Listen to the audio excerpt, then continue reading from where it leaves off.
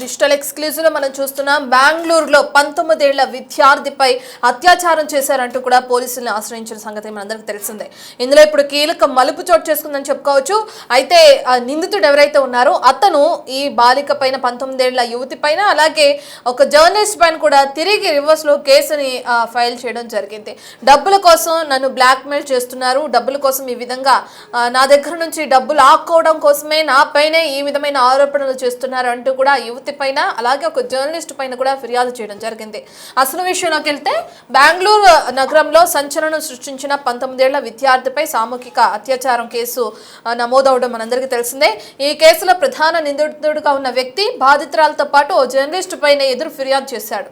డబ్బు కోసం తనని బ్లాక్మెయిల్ చేస్తున్నారని ఆరోపిస్తూ నిందితుడు నిఖిల్ ఇచ్చిన ఫిర్యాదు మేరకు అటు మల్లేశ్వరం పోలీసులు బాధితురాలు అలాగే ఇమ్రాన్ అనే ఒక జర్నలిస్ట్ పై ఎఫ్ఐఆర్ నమోదు చేయడం ఇప్పుడు చర్చనీయాంశంగా మారింది.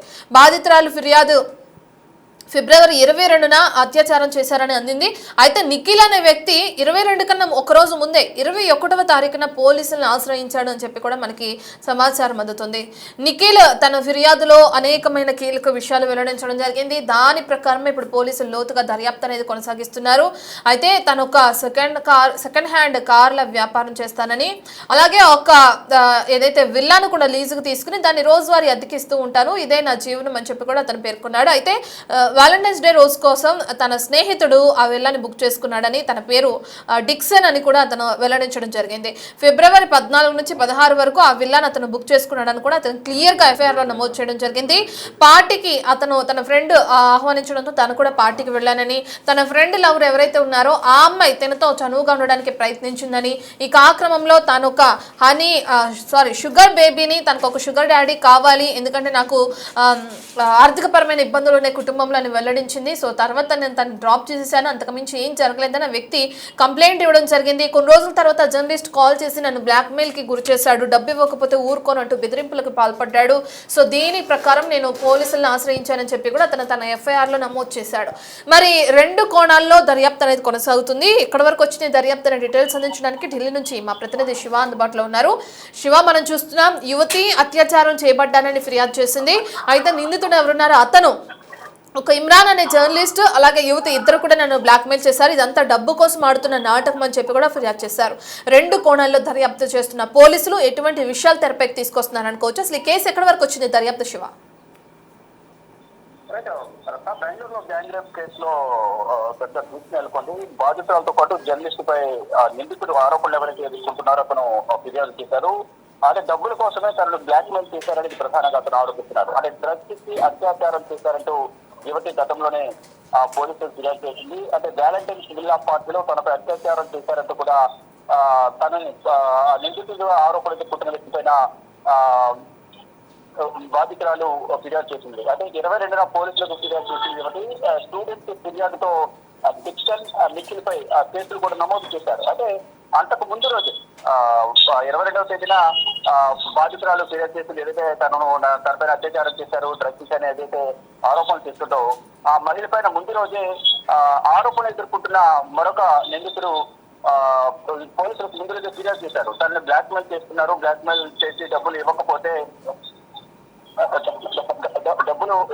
కనుక కేసు పెట్టామంటూ కూడా ప్రధానంగా బ్లాక్మెయిల్ చేసిన నేపథ్యంలోనే తన డబ్బులు ఇవ్వకపోవడంతోనే తనపైన కేసు పెట్టారంటూ కూడా బాధితులు కూడా పోలీసులకు ఫిర్యాదు చేశారు. దానిలో భాగంగానే ఇప్పుడు 2 కేసులు కూడా నమోదు చేసి పోలీసులు దర్యాప్తు చేసిన పరిస్థితి కనిపిస్తోంది.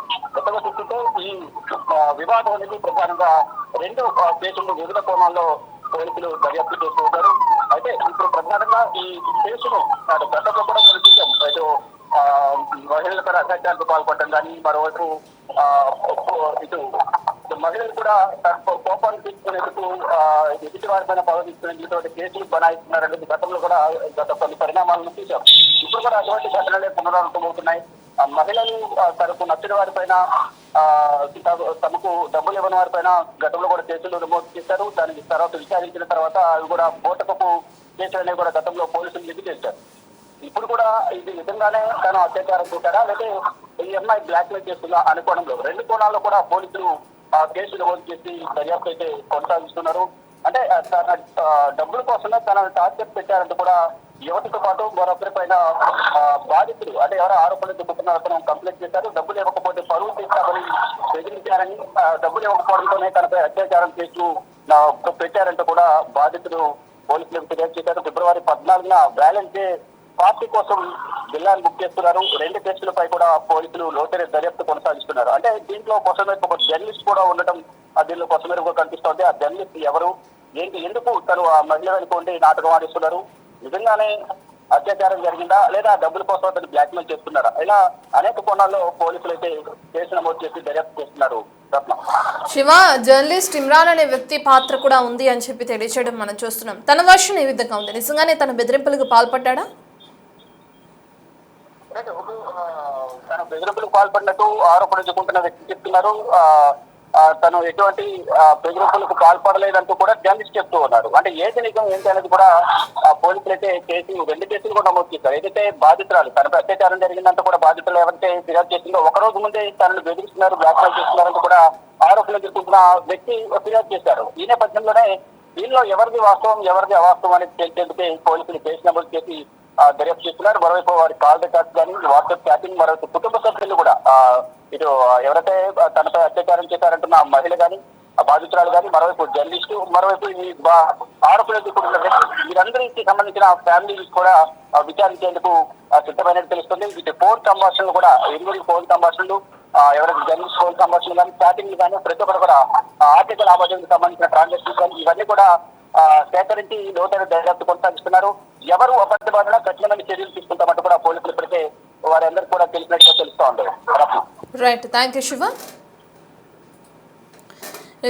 19 ఏళ్ల యువతి తనపైన అత్యాచారం జరిగింది, అది కూడా తన బాయ్ ఫ్రెండ్ అలాగే తన స్నేహితుడు ఇద్దరు కలిసి కూడా నన్ను అత్యాచారం చేశారంటూ ఆరోపించడం, అలాగే ఆ నిందితుడు బాధితురాలిపైన అలాగే ఒక జర్నలిస్ట్ పైన కేసు నమోదు చేయడం ఇప్పుడు చర్చనీయాంశంగా మారింది. అయితే యువతి మాట్లాడుతుంది, తను ఏం మాట్లాడుతుందో ఒకసారి విందాం.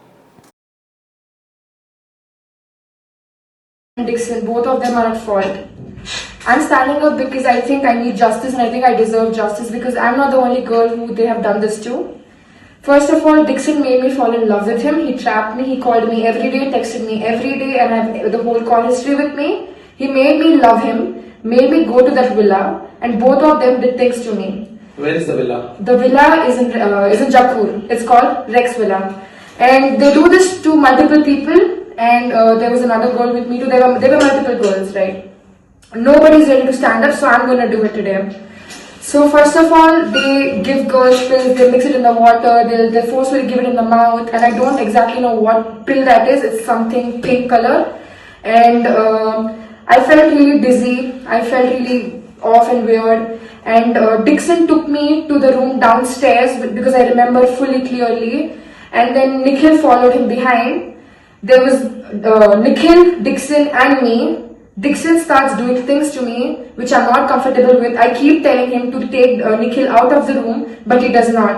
Nikhil wakes up, throws a condom at my bed, and I'm half naked. He tells Dixon to penetrate me, slash assault me, right, which I have not consented to. Now, what happens is, after that, there is Nikhil on top of me and then Dixon goes down on me. I kept saying no. I was not comfortable. I kept saying no. And once I said no, that is no. They have to stop. They need to understand. No means no. They don't stop. Right. So now, I did not have charge in my phone that time. I had no charge.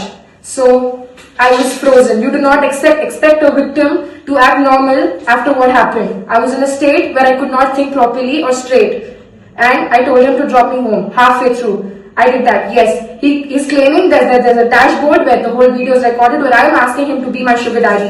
If he has the video, I want him to please show the whole video because he's assaulting me again in the car. He's putting his hand inside my dress without my consent. He even kissed me on the cheek. He asked me for the kiss on his lips, which I did not do it. Right, he did everything forcefully. Now, all this has happened in the span of Sunday morning and Saturday night. So, I do deserve justice and I'm going to stand up no matter what. Name. And who are the people who did this to me is Nikhil and Dixon, both of them. The first person is Nikhil and the second person who did what this is the to full me name? Nikhil Sakleshpur and Dixon Sandra.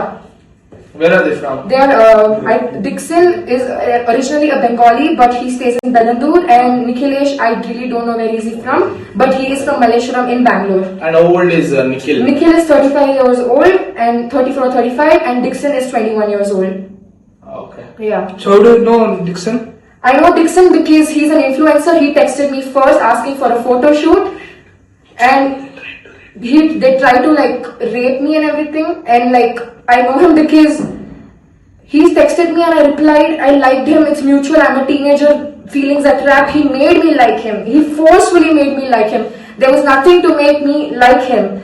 He called me every day, he texted me every day. You expect a human being not to get attached? This is basic psychology, dopamine, oxytocin, everything, it works. You do not accept a fucking person not to get attached.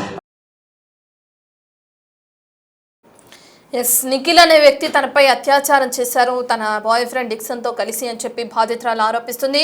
తన మాటల్లోనే మనం విన్నాం ఏ విధంగా అయితే తన అత్యాచారానికి చేయబడిందో, దానికి ఏ విధంగా అయితే గురి కాబడిందో కూడా క్లియర్గా వివరించడం కూడా జరిగింది. పోలీసులు ఇప్పటికే కేసు నమోదు చేసుకుని విచారణ కూడా కొనసాగిస్తున్నారు.